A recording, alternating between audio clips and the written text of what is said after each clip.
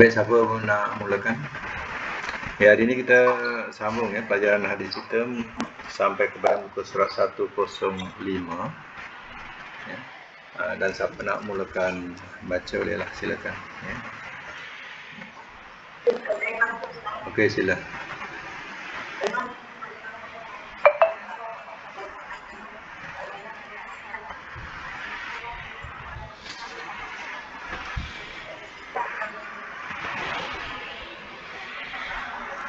Ya.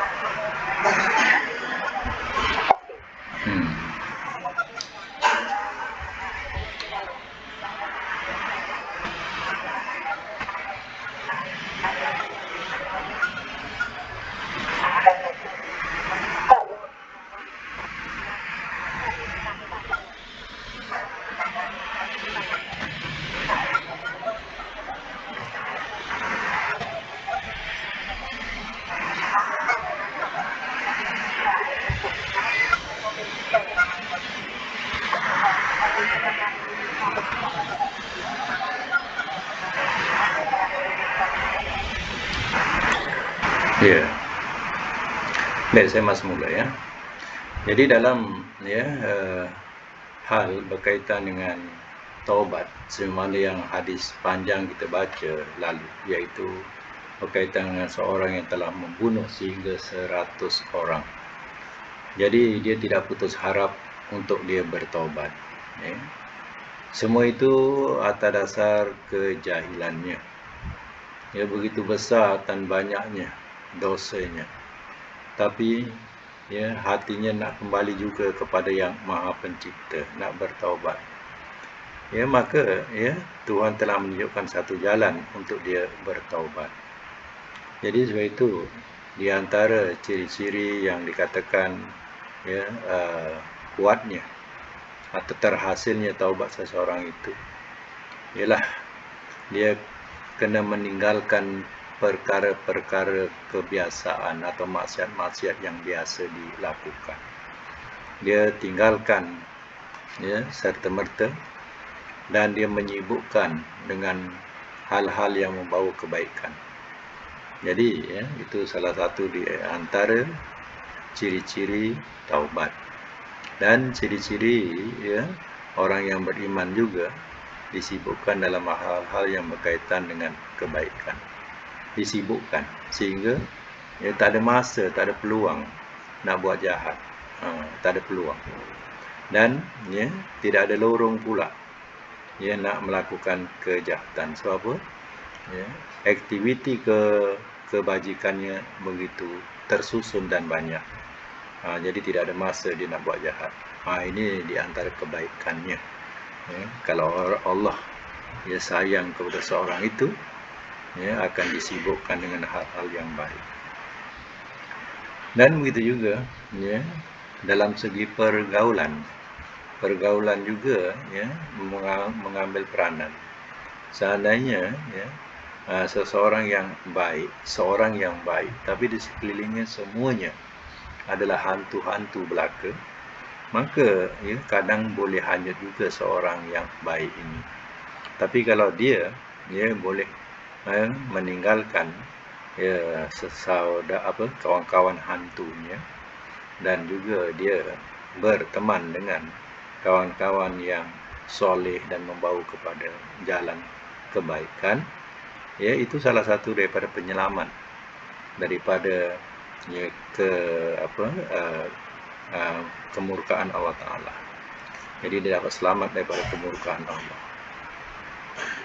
Begitu juga lah pahala yang dijanjikan oleh Allah Ta'ala ini sebenarnya dia sentiasa mengalir.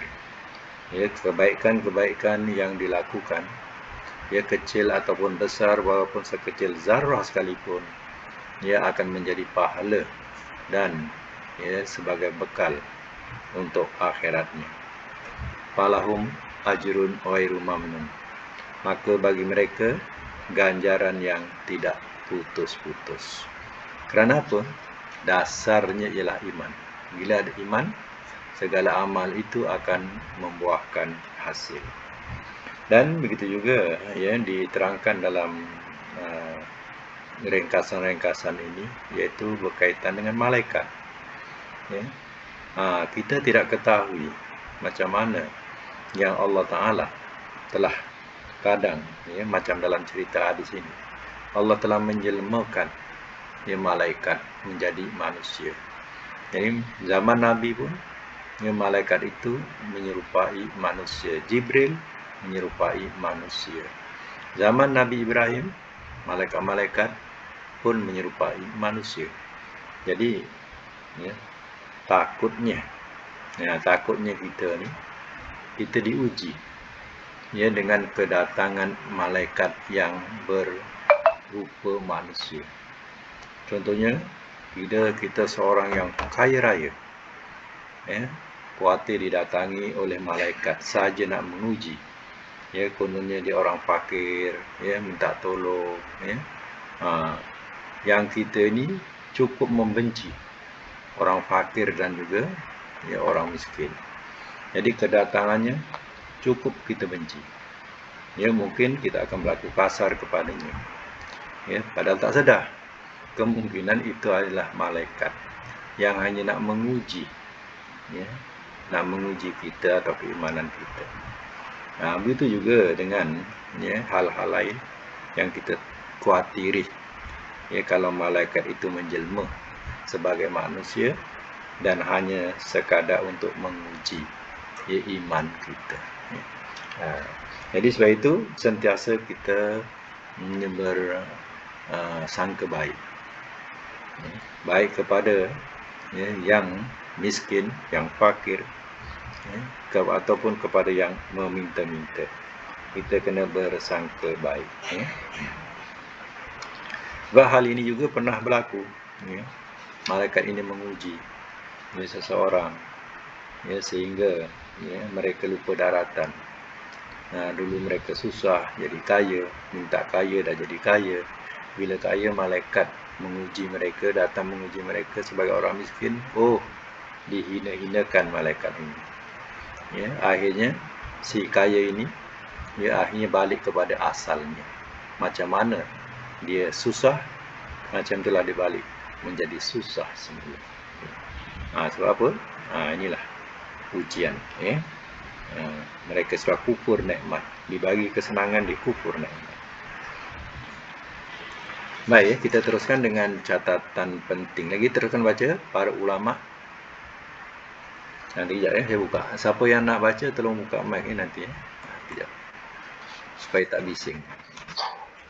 Okey. Okey. Para ulama berbeza berpendapat mengatakan ada tidaknya pada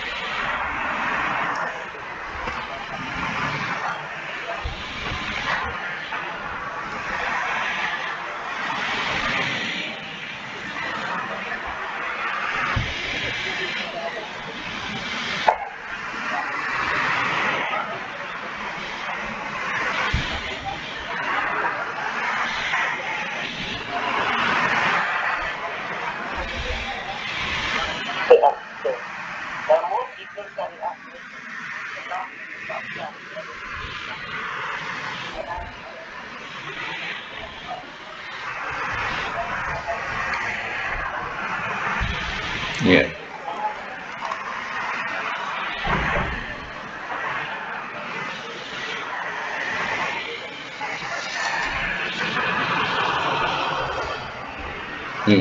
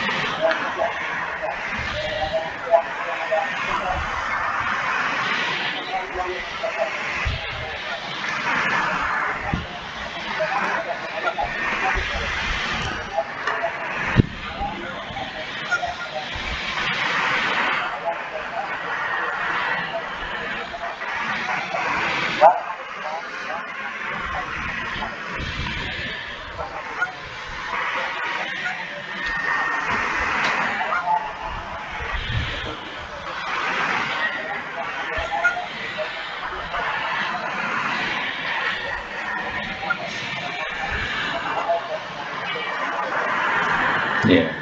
Baik ya, dalam catatan penting ini dia membahaskan tentang orang yang membunuh dengan sengaja diterima taubat oleh Allah ataupun tidak. Jadi hal ini di antara perbincangan berkaitan dengan syariat dulu atau dengan syariat sekarang. Maka dalam hal kisos bunuh, sabit kesalahan adalah balasannya bunuh. Kecuali dimaafkan oleh keluarga yang terbunuh, maka dia dikenakan diat.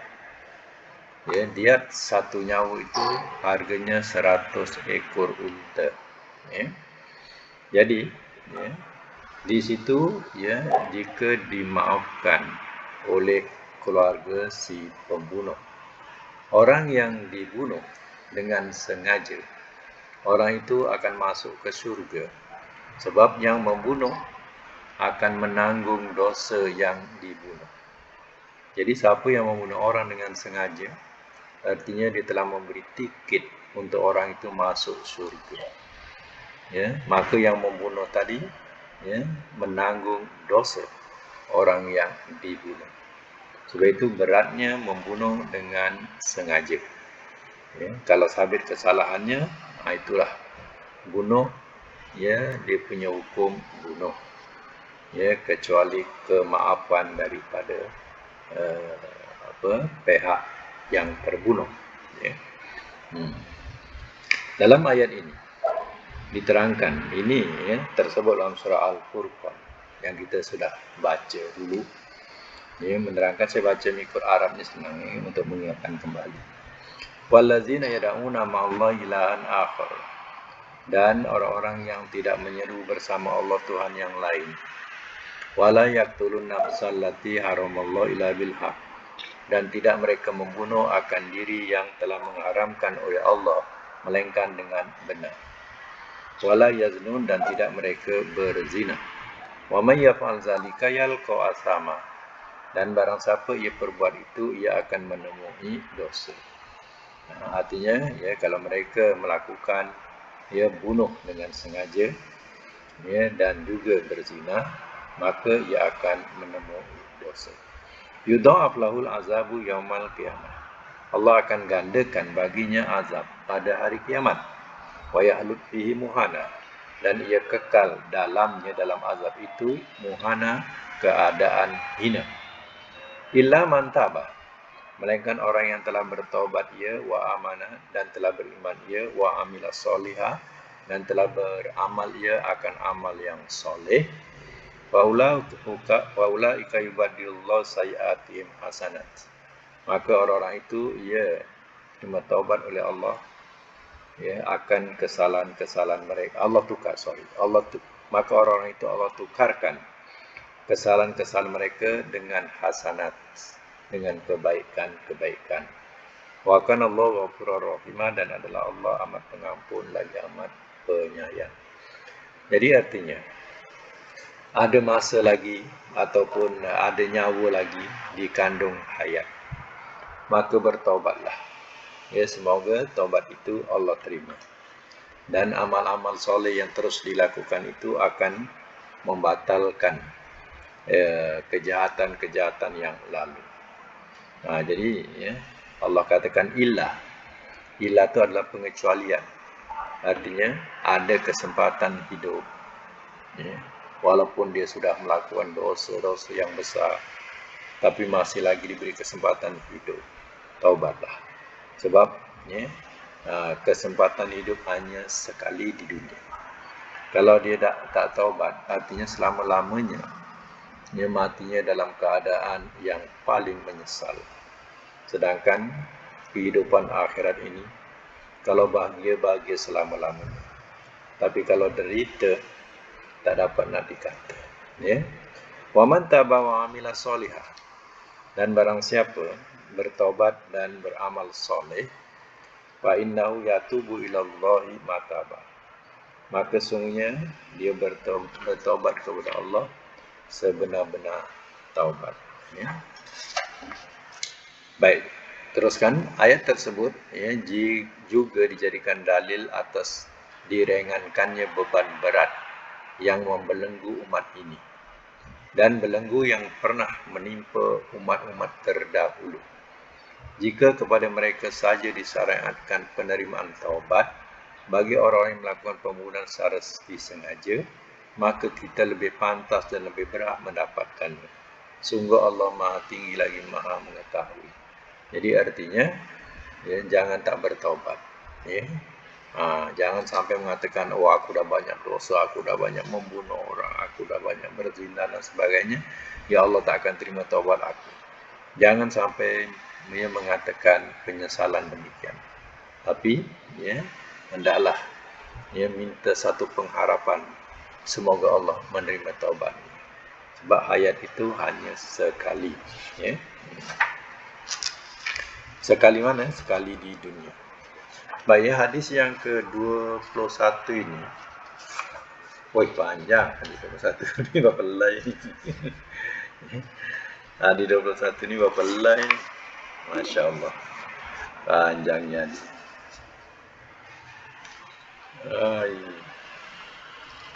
Sampai 115. Ya. Berapa helai ni? 1, 2, 3, 4, 5, 6, 7, 8, 9 helai. Ya, hadis ini punya panjang ni. Okey, kita baca makna 115. Ya. Kita tak boleh buang asal hadis tu Arab itu, tapi kita boleh baca terjemah. Siapa nak baca? Silakan.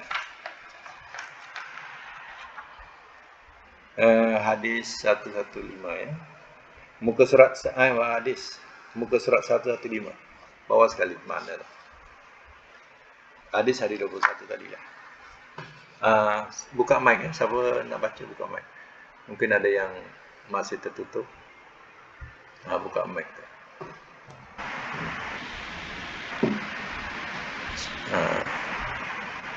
Tak keluar suara lagi.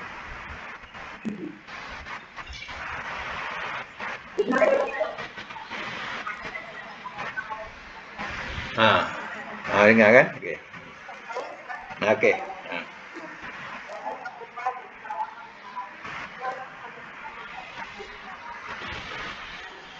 Penonton apa? Bila penuntun Ka'ab bin Malik. Radhiyallahu anhu. Ah.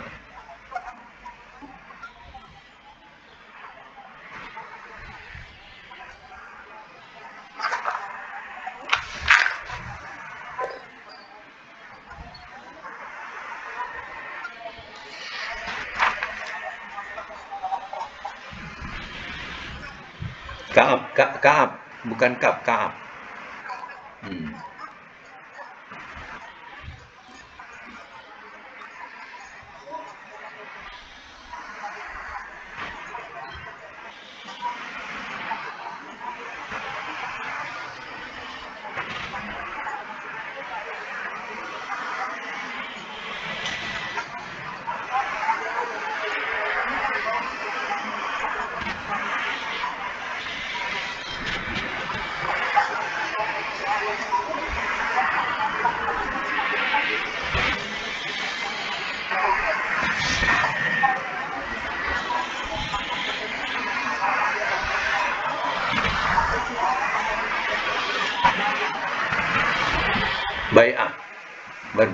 Berbai'ah.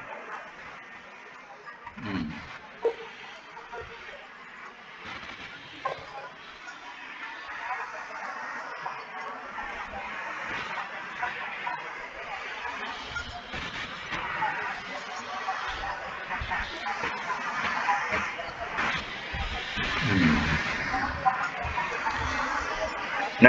Nanti ya, bai'at ni maknanya janji setia. Janji setia itu bai'at. Jadi bai'at tu ada di dalamnya menyebut kalimah sumpah. Wallahi, tallahi, wabillahi, contohnya macam tu. Aku akan tetap setia dengan Rasulullah SAW.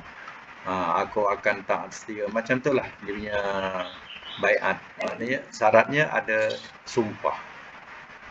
Mana berbai'at. Lagi, inilah.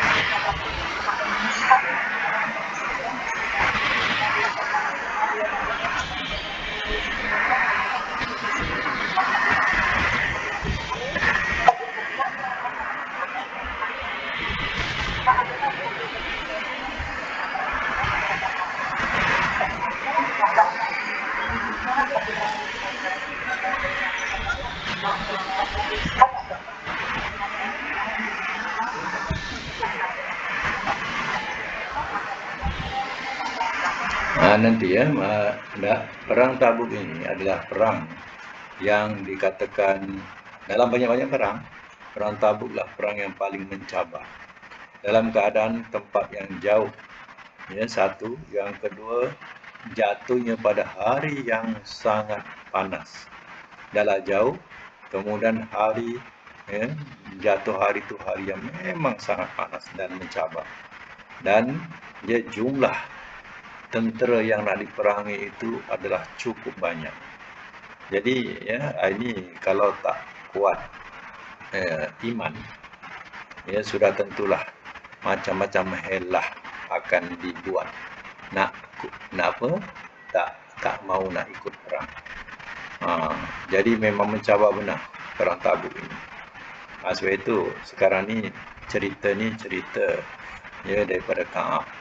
Macam mana ya dia pula tak dapat ikut ni sebenarnya, ya, Ka'ab ni tak dapat ikut dalam peperangan Tabuk ni. Selalu dialah yang mengiya-iyakan atau menyediakan sesuatu. Ya, tapi peperangan Tabuk ni tak tahu dia boleh tidak terikut pula. Ya. Baik, Kak melanjutkan.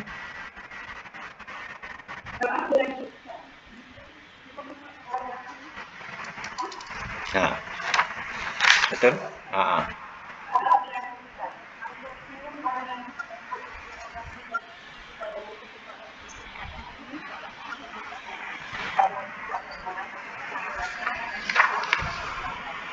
Hmm.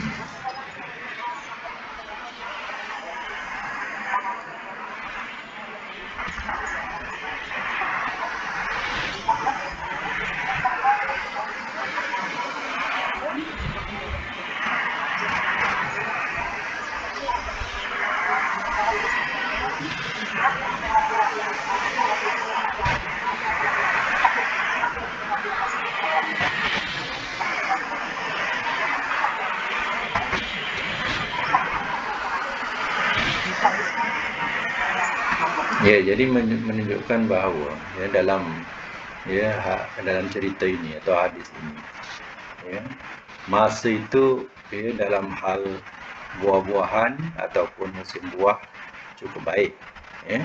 Tapi dalam hal untuk menghadapi peperangan, Tabuk ni cukup mencabar. Kemudian orang yang nak ikut perang ni ramai, sebab tentera ni ramai, tentera yang dari perang itu ramai. Jadi yang nak ikut perang juga ramai.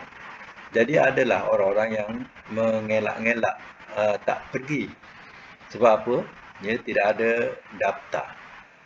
Mana tidak ada buku daftar yang mencatatkan. Jadi pandangan mereka yang tak pergi, alah Rasul mana tahu, ya. Kita pergi pun dia tak tahu, dah ramai orang. Mana dia perasaan kita ada ke tidak? Macam itulah orang-orang yang mengelak untuk tidak pergi, ya. Tapi ada juga sandaran, kecuali wahyu turunkan, ya Rasul akan tahu. Ada pula sandaran macam tu, ya. Lagi keadaan demikian. Keadaan demikian terus Tuhan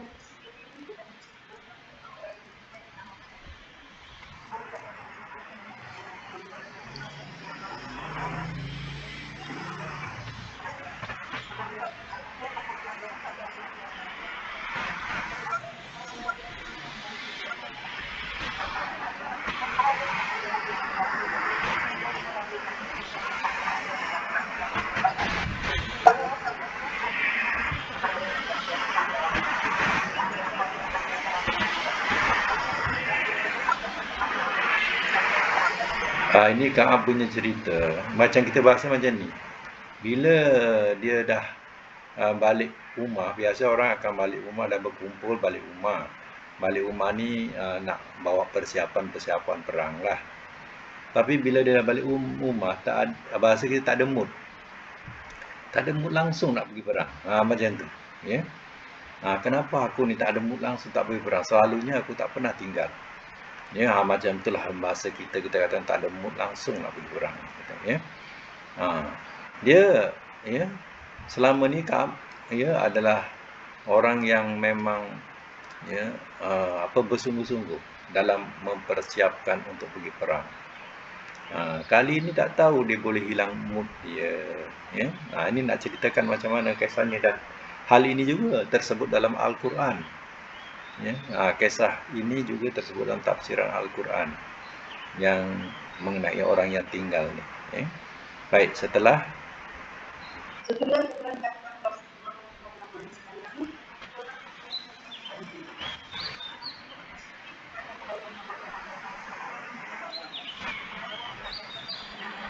yang tenggelam dalam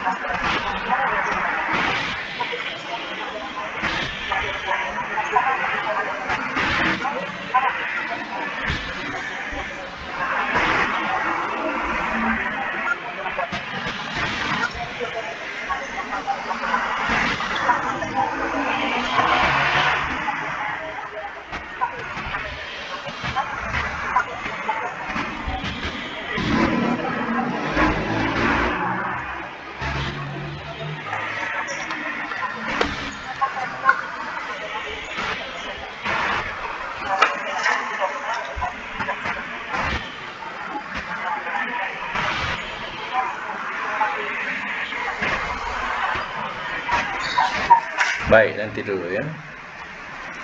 Jadi si Ka'ab ini tinggallah tak ikut perang.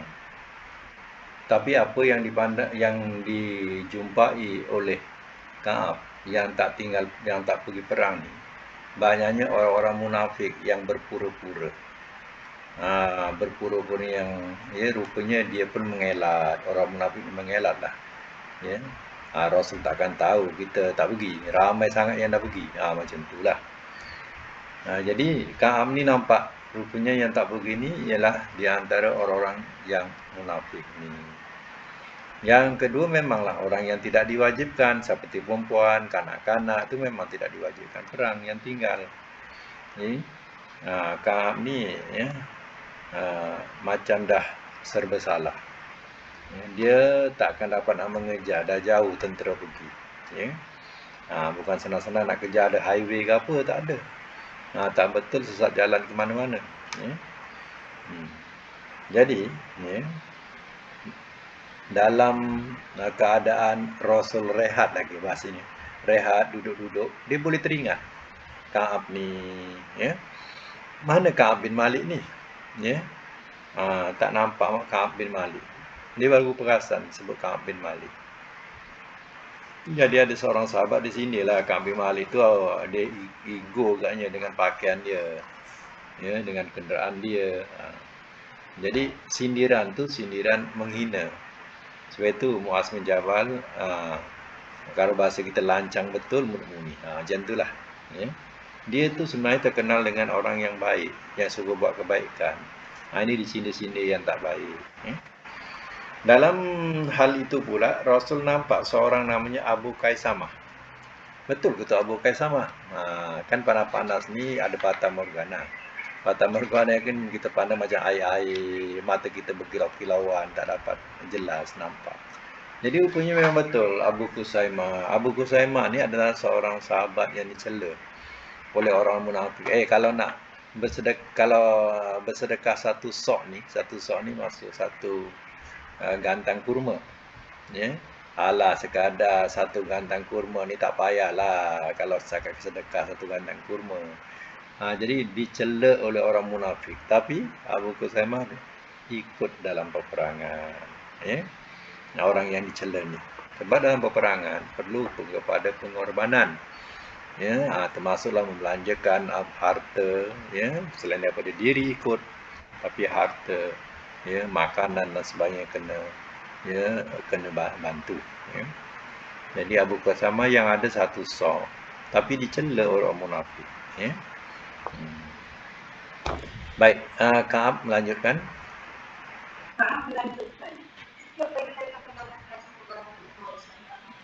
Sampai kepada kesedihan yang teramat yang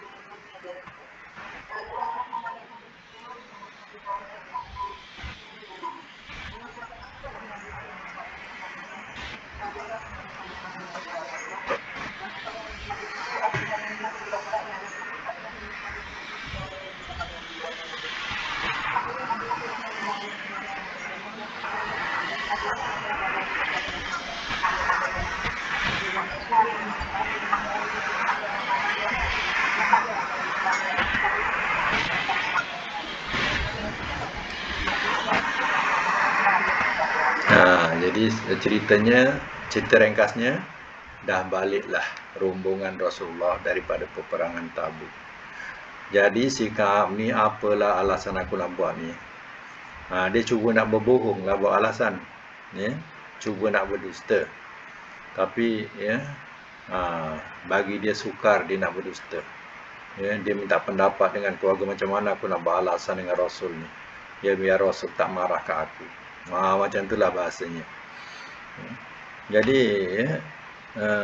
akhirnya dia memberikan ketetapan dalam diri dia, aku akan cakap jujurlah, apa jadi-jadilah. Macam tu. Apa jadi-jadilah. Aku tak akan cakap berdusta. Aku cakap jujur. Apa nak jadi, jadilah. Apa yang Rasul nak hukum, aku akan terima. Macam itulah bahasanya. Baik. Rasulullah tiba.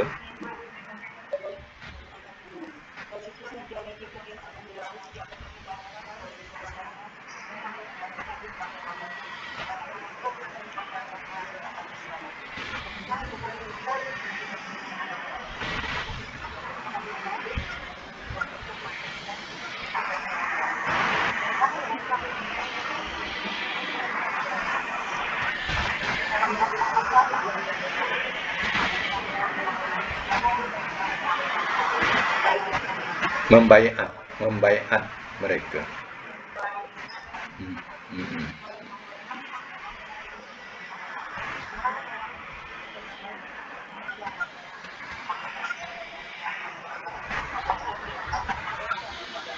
Ya, jadi itu kalau kita nak tahu kebiasaan Rasul bila dah balik daripada pemergian, contohnya ni balik daripada perang, dia tak balik rumah dulu. Dia singgah ke masjid, dia solat 2 rakaat. Lepas tu dia duduk. Ya, duduk ni macam kita duduk rehat lah. Duduk rehat. Jadi pada masa itu orang-orang yang tak pergi perang ni, dia macam bersemukalah dengan Rasul, minta ampun, minta maaf, itu ini. Ya, sebab dia tak dapat pergi perang. Ya. Dia buat alasan lah. Di antaranya juga alasan-alasan bohong. Ya. Terutama orang-orang munafik lagi lah. Dia akan buat alasan-alasan bohong yang supaya Rasul tidak marah. Ya. Jadi Rasul ni main purata ialah. Bersangka baik saja. Dan Rasul pun dia baiat mereka. Baiat ni maknanya suruh mereka bersumpah janji setia untuk terus mentaati Allah dan Rasul dan melakukan kebaikan, menjauhi kemungkaran. Itu kena baiat lah, dibaiat oleh Rasul. Ya. Jadi itu salah satu caranya. Tapi Rasul tetap memohonkan ampun untuk mereka. Ya. Macam mana Ka'ab pula? Ka'ab ni tertinggal. Yang lain tu dah jumpa dengan Rasul, tinggal dia. Sambungan tatkala aku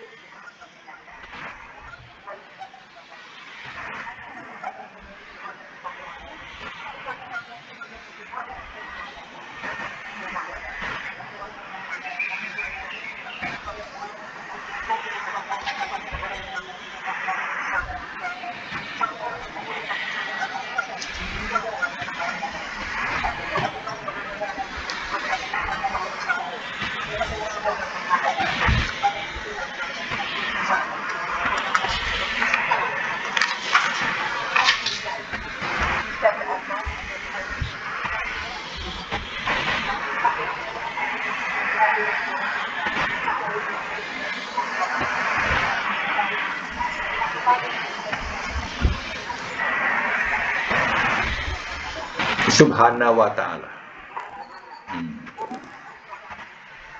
Alasan dan demi Allah aku sedang dalam kesibukan.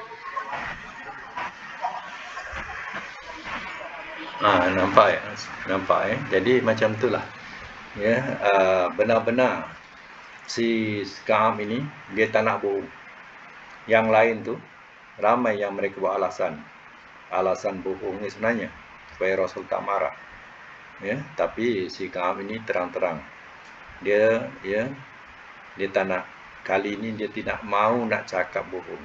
Sebab cakap bohong ini bukan mungkin Rasul akan senang, tapi Allah akan murka. Jadi dia tidak mau cakap bohong. Ya.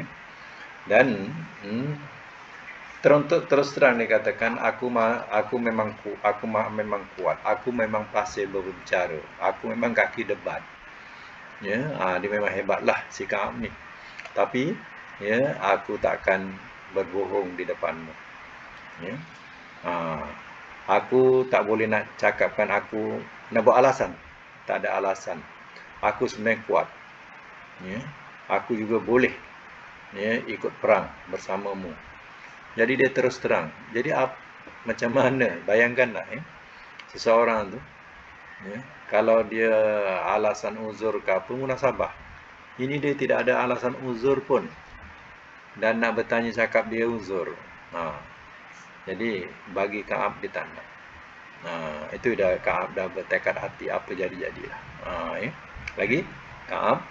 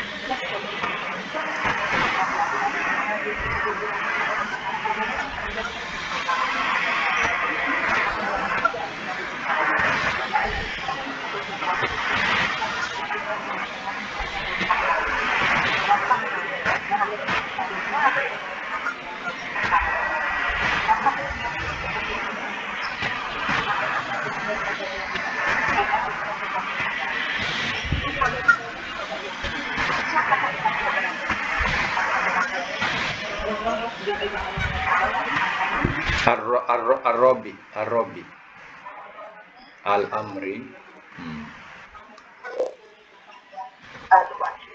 Jadi ya, orang yang bercakap jujur seperti juga Ka'ab, rupanya bukan dia seorang.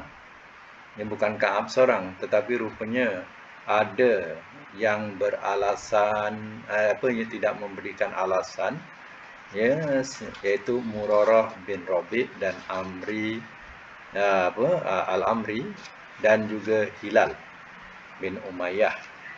Jadi sekarang dah ada 3. Satu dia Ka'ab, ya. Yang kedua Murarah.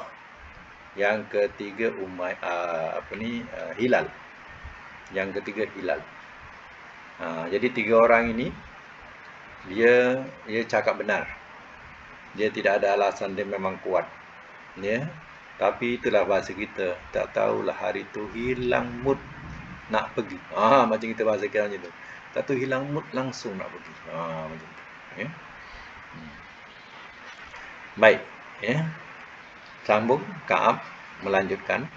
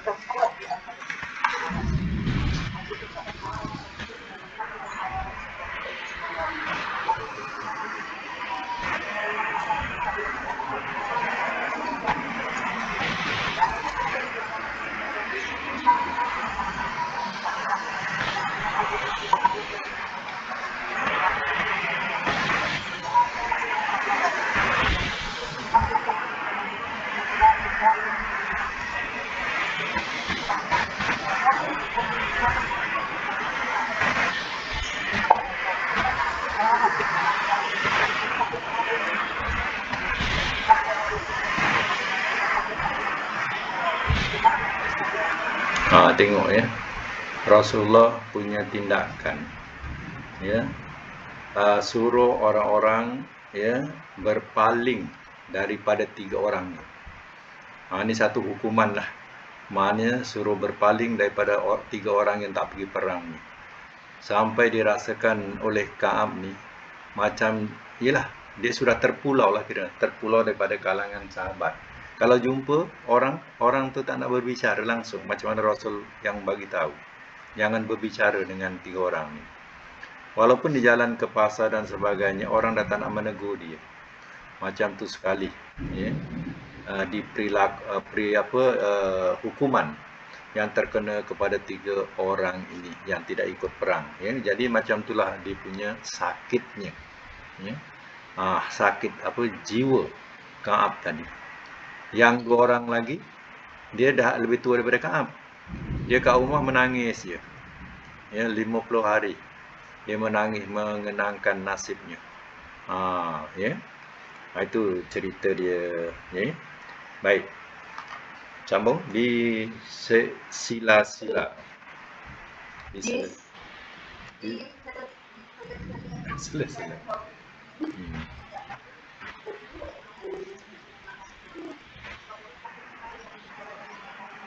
Dinding pagar keberadaan pagar banyak dalam video dan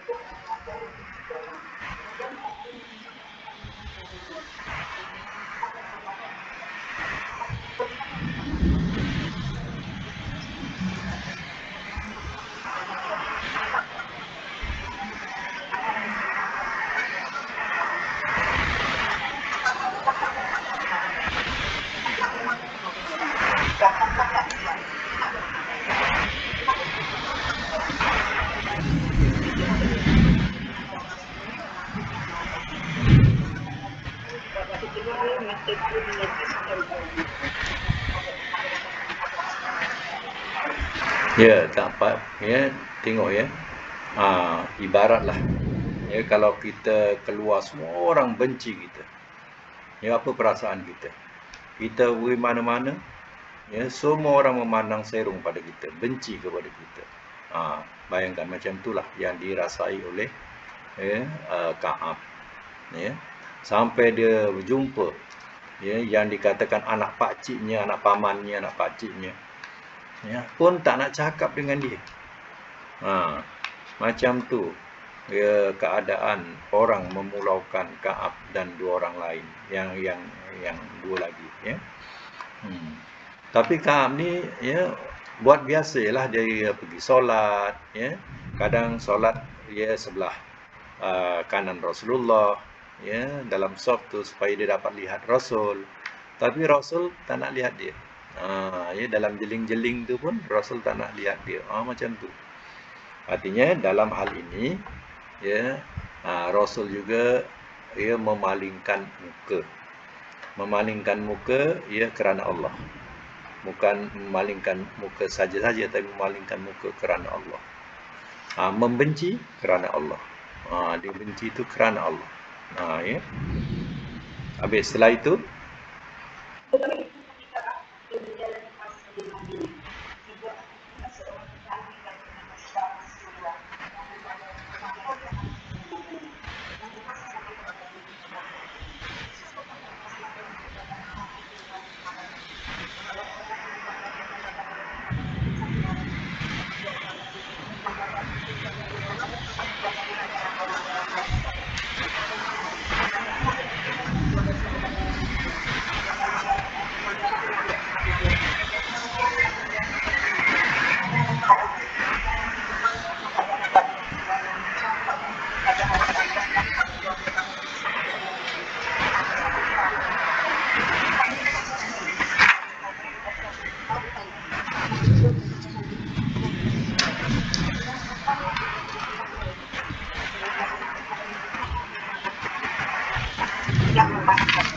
ya.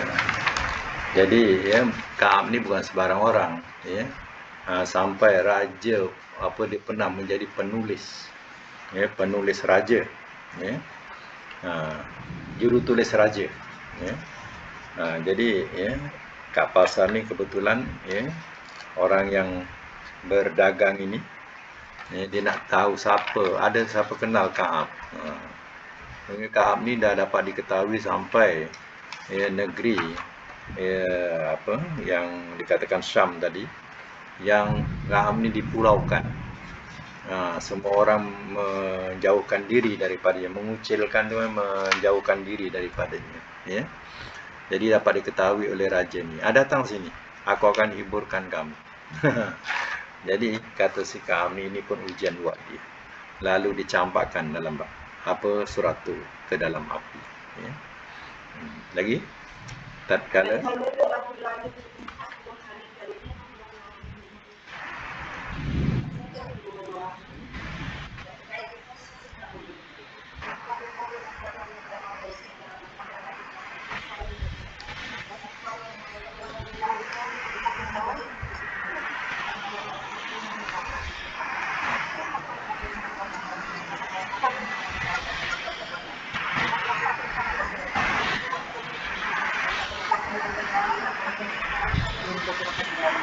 ya, ini salah satu daripada ya hukumannya lagi.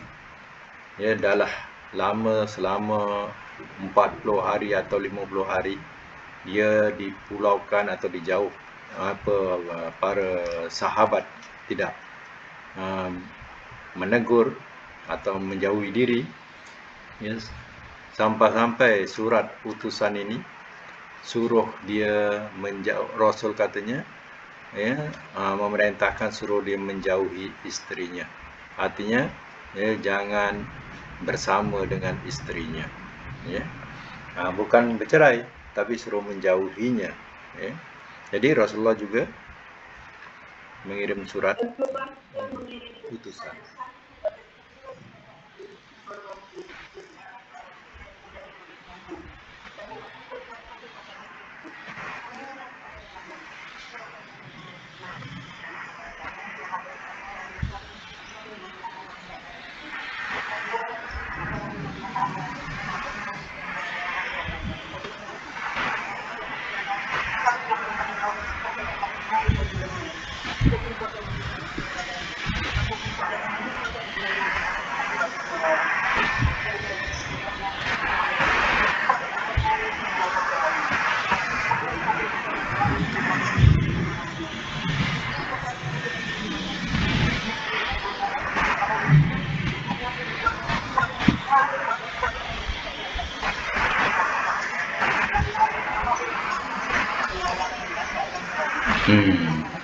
Ya. Jadi bukan dikenakan kepada Ka'ab hukuman ini, tapi juga dikenakan kepada dua orang yang sama dengan Ka'ab tadi, iaitu hukumannya ialah suruh menjauhi isterinya. Jadi bila si isteri Hilal ini dapat surat itu, dia pergi jumpa dengan Rasul. Jadi jumpa dengan Rasul. Jadi siapa yang nak layan dia? Dia kan dah tua. Hilal ni dah sangat tua, dah tak ada pelayan nak tolong dia. Akulah yang melayan dia, yang membantu dia. Jadi adakah ini pun tak boleh?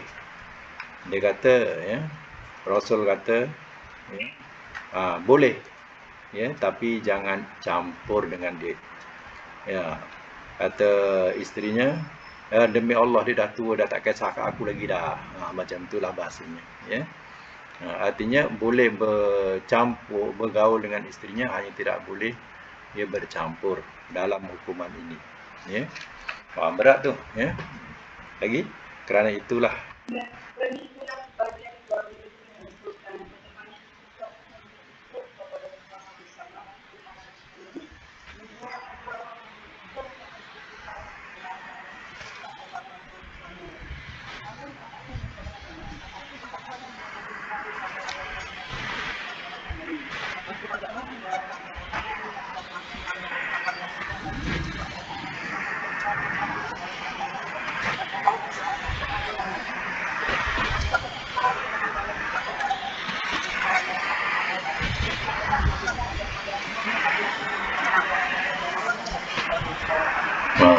Jadi macam Hilal macam Ka'ab ni, dia tidak akan ikut macam mana contoh Hilal.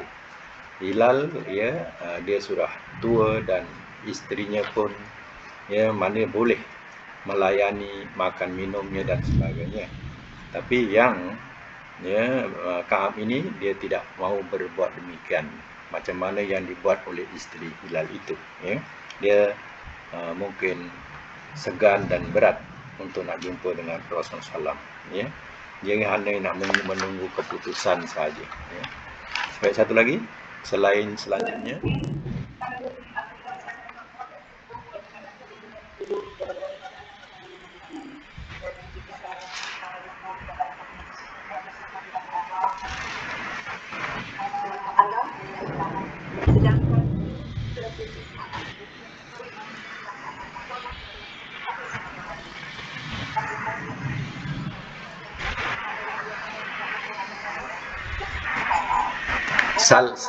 Bukit Sal'a.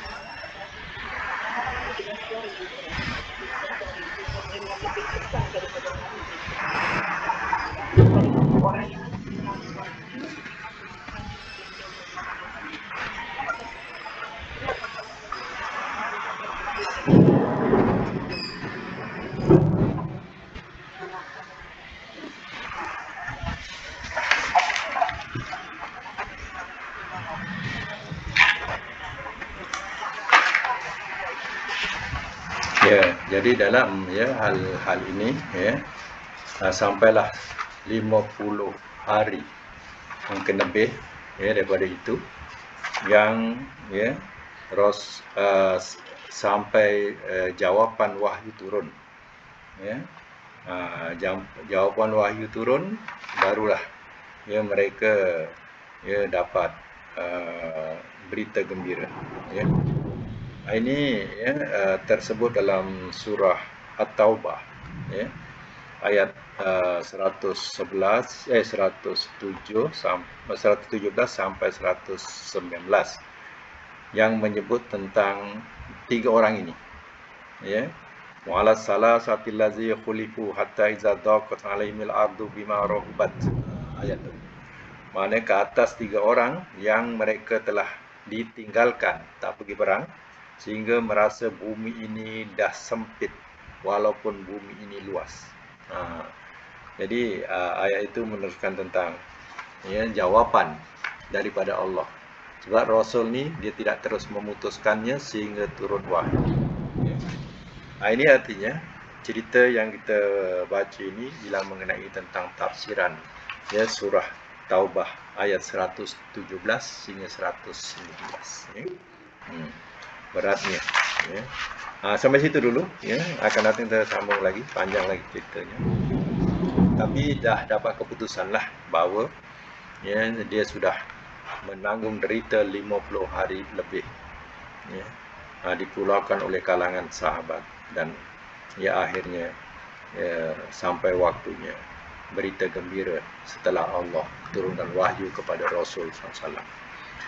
Sekadar itu dulu untuk hari ini. Mudah-mudahan kita dapat manfaat pada pelajaran ini, dan ya, semoga bersemangat terus kita meneruskan kuliah ini insyaAllah. Dan kita sudahi dengan doa Sadaqallahul Azim wa sadaqa Rasulul Karim wa nahnu ala zalika minasyahidin wasyakirin. Allahumma arhamna bil Qur'an waj'al lana imama wa nura wa huda wa rahmah. Allahumma zakirna mimma nasina wa alimna mimma jahilna warzuqna tilawatahu ana al-laili wa tarafana waj'alhu lana. Allahumma inna nas'aluka al-afiyata fid dunya wal akhirah. Allahumma inna nas'aluka al-afiyata fid dunya wal akhirah. Allahumma inna nas'aluka al-afiyata fid dunya wal akhirah. Rabbana atina fid dunya hasanah wa fil akhirati hasanah wa qina adzabannar. Wa sallallahu ala Muhammadin wa ala alihi washabihi ajmain walhamdulillah. Oke, semua jumpa lagi semua insyaAllah. Assalamualaikum. Oke, sama.